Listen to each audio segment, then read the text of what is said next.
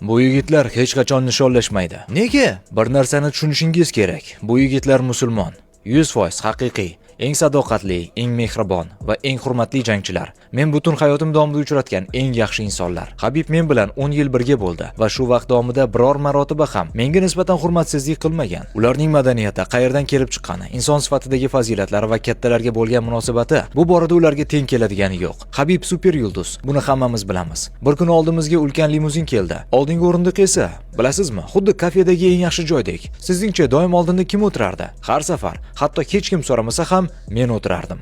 Chunki men kattaroq edim. Ammo agar u yerda uning otasi va men bo'lsak, oldinda kim o'tirishini hammamiz bilamiz. Otasi. Bir kun uning xonasiga kirib qoldim. Juda chiroyli xona edi. Ammo bir chetda yig'ma karavotni ko'rib qoldim. Habib, sen qayerda uxlaysan? Mana shu yerda murabbiy. Nima? Axir senga katta yotoqxona berishgan-ku. Ha, Shamil mening katta akam. O'sha yerda uxlaydi. Qarasam, Shamilning juda chiroyli katta yotoqxonasi bor. Habib esa chekkadagi yig'ma karavotda uxlayapti. Nega? Chunki Shamil undan katta edi.